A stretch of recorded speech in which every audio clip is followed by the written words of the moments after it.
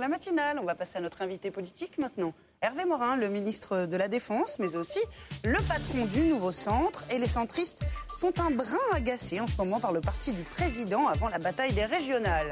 Mais avant cette bataille électorale, le ministre a une guerre sur le feu, une vraie, en Afghanistan, avec une situation qui ne s'est pas arrangée depuis des élections contestées. Hervé Morin, bonjour. Bonjour. Bonjour, alors vous rentrez d'Afghanistan. Bonjour Caroline. Bonjour. Les opinions sont encore très marquées par ce qui s'est passé avec les soldats italiens ou avec les bavures allemandes. Est-ce qu'il n'est pas temps de se poser la question d'un retrait en Afghanistan? Mais le retrait d'Afghanistan, cela veut dire quoi? Cela veut dire le renoncement de 8 années d'efforts, efforts financiers, efforts militaires, efforts de reconstruction. Aujourd'hui, 6 millions d'enfants sont scolarisés en Afghanistan. J'ai inauguré une école que l'armée française a construite dans la vallée de Surobi la semaine dernière. Effort aussi pour nous de chair et de sang. On a trop fait pour pouvoir partir maintenant, c'est ça? On a trop donné pour pouvoir partir maintenant. Donc il y a à la fois de vrais progrès. En vallée de Surobi où j'étais, aujourd'hui les militaires français, c'est la vallée dans laquelle nous avons perdu 10 hommes l'année dernière. C'est une vallée dans laquelle les hommes, dans la commune la plus importante, les militaires, sont capables d'aller dans le souk sans armes. Et donc il y a à la fois de vraies situations de progrès, des endroits dans lesquels la situation reste extrêmement difficile. Et en quelque sorte, on ne peut pas avoir une analyse globale parce que le nord de l'Afghanistan est plutôt calme, le sud est très violent. Certaines vallées sont aujourd'hui des vallées dans lesquelles on peut mener un vrai programme de reconstruction où progressivement l'armée et la police prennent pied, et d'autres endroits où la situation reste très difficile. Mais si nous quittions l'Afghanistan, c'est refaire de l'Afghanistan la base du terrorisme mondial, et c'est surtout créer un point, non mais j'insiste là-dessus, un point majeur de déstabilisation d'un arc de crise. Les voisins de l'Afghanistan, c'est l'Iran, pays qui cherche à se doter de l'arme nucléaire, et c'est par ailleurs le Pakistan, pays détenant l'arme nucléaire, pays qui est lui-même en proie de nombreux facteurs d'instabilité. Donc Silvio Berlusconi se plante, se trompe, quand il réclame, lui, un calendrier de sortie, il souhaite faire entrer au plus vite les soldats. Oui. Il se trompe? Il a tort? Je pense qu'il faut fixer des jalons, des objectifs, construire les choses devant l'opinion publique en disant voilà ce que nous cherchons comme objectif. Puis dire à chaque objectif atteint, c'est un pas vers le départ. Mais construire d'ores et déjà une date de retrait, c'est à coup sûr échouer, parce que c'est donner des arguments extraordinaires à ceux qui combattent le retour de l'État de droit. C'était un objectif? L'élection, excusez-moi de vous le dire. L'élection présidentielle, oui, en Afghanistan, allez voter. Moi, j'ai des Maleks qui m'ont raconté, des chefs de village qui m'ont raconté comment ça s'est passé. Ils sont allés voter dans certains villages, des affrontements entre les forces de l'Alliance et les talibans qui tiraient. Mais ils sont allés voter parce qu'ils croient dans la reconstruction de leur pays. Et 40% de participation, quand vous êtes menacé de mort, ça n'est pas rien. Je vous rappelle que nous, c'est à peu près nos taux de participation dans un pays apaisé. Eh bien, en Afghanistan, 40% des Afghans sont allés voter, alors que voter... C'est curieux, vous avez l'air satisfait de ce scrutin, alors que l'ensemble de la communauté internationale met en doute la légitimité de ce scrutin. En tout cas, en l'occurrence, Barack Obama l'a fait. Ça vous satisfait? Écoutez, il y a une commission indépendante, il y a des rectifications qui sont éventuellement en cours.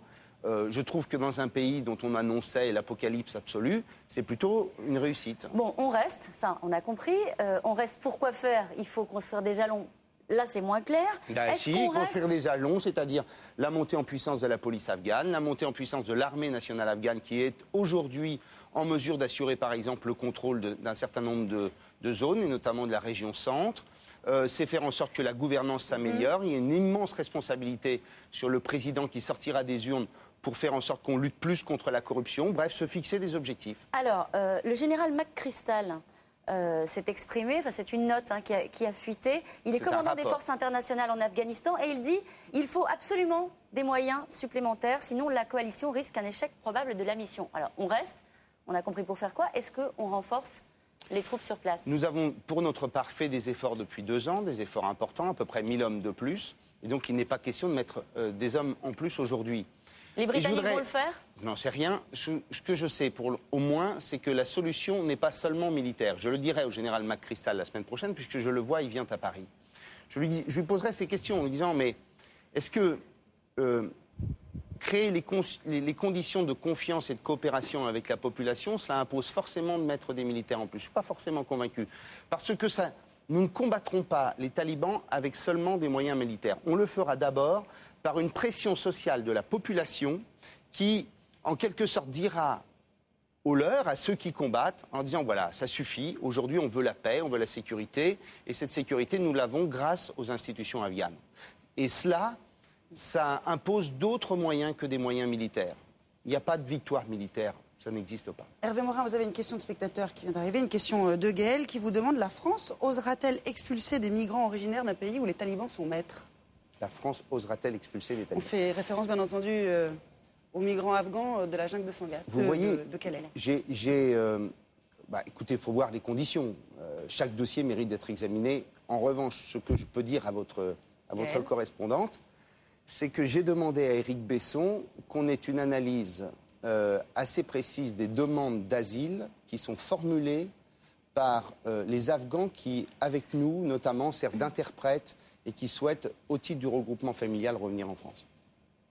C'est-à-dire que nous avons, avec nos forces, un certain nombre d'Afghans qui travaillent sur le terrain, dont parfois certains éléments de leur famille sont déjà en Europe, et bien qu'on ait une analyse qui soit une analyse qui leur permette de rester sur le territoire, permette de pouvoir revenir en France. On a le sentiment que c'est compliqué cette expulsion, que c'est pas trop quoi en faire de ces Afghans.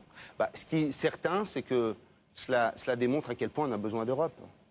La solution est forcément européenne. Oui, la solution est européenne quand on sait que ces mêmes migrants viennent de filières qui, pour l'essentiel, sont à Malte, sont en Grèce, où on détermine très clairement qu'il y a une filière entre Patras, qui est en Grèce, et Calais. Et donc on voit très bien qu'il faut des moyens européens, c'est tout l'objet de Frontex. Cela impose aussi que les Britanniques mettent en place les moyens nécessaires pour bloquer réellement l'immigration et qu'en quelque sorte le flux n'arrive pas ici. Alors, un mot de politique, on sait que vous avez revu François Bayrou, alors c'était des circonstances très particulières. Est-ce qu'une réconciliation politique est possible, prévue, en cours, à venir? Il n'y en a absolument aucune parce que le schéma que j'avais décrit en 2007 est celui qui s'est produit, j'allais dire, à la ligne près. J'avais expliqué que la démarche de François Bayrou l'amenait à l'isolement et à la disparition ou à l'alliance avec la gauche. Et la vérité, c'est que les élections régionales approchant, eh bien, si François Bayrou ne veut pas disparaître au moment des élections régionales, il est obligé de s'associer avec le PS, c'est ce qu'il va faire. Et pour les régionales, vous allez faire comment vis-à-vis de l'UMP? Visiblement, vous avez droit à 3 têtes de liste, c'est royal. Écoutez, hier, nous avons eu un comité de liaison et j'ai clairement expliqué que, nous voulions, nous, Nouveau Centre, construire notre programme, construire notre projet régional, avant que nous allions vers une convergence avec l'UMP sur un projet qui puisse être un projet commun. Et d'autre part, qu'il était temps que nous commencions à regarder précisément quels seraient les critères de construction de ces listes. Quels seraient les éléments qui nous permettront de déterminer si telle ou telle personne doit être candidate? Comment fait-on le renouvellement? Quelle est la place que nous accordons à la diversité? Enfin, il y a toute une série de sujets. 3 têtes de liste, on a compris, c'est pas suffisant. Non, clairement. Un peu peu. Je prends un seul exemple. Non. Non, très bien, ok, merci. C'est bon, ça veut dire que c'est un ministre qui se teste, c'est formidable. On va passer au j'aime pas, Hervé Morin, si vous voulez bien, vous allez nous dire si vous aimez ou si vous n'aimez pas l'histoire d'amour entre Valéry Giscard d'Estaing et la princesse Diana. J'ai beaucoup d'admiration pour Valéry Giscard d'Estaing. C'est avec lui que je suis rentré en politique. Je sais pas, j'ai du mal à comprendre. Alors c'est un roman, voilà. Donc c'est romancé ou vous pensez que ça peut être vrai? Écoutez, je n'en ai aucune idée. Posez-lui la question. Vous y croyez? Non, je n'en sais rien. J'aime pas la charge de Dominique de Villepin dans le procès Clearstream. Écoutez, je trouve que Dominique de Villepin a une façon de réécrire l'histoire qui lui appartient. La vérité, c'est que si la justice n'avait pas fait son œuvre, on aurait altéré la volonté des Français. Imaginez que cette opération ait pu aboutir, qu'il n'y ait pas eu cette procédure judiciaire. Les résultats des élections présidentielles auraient probablement été différents. Donc ça mérite quand même d'être regardé. Ce n'est pas le pot de fer contre le pot de terre. Il y en a un qui était ministre de l'Intérieur, l'autre qui était Premier ministre, ou ministre de l'Économie et des Finances, au moment où Nicolas Sarkozy a porté plainte.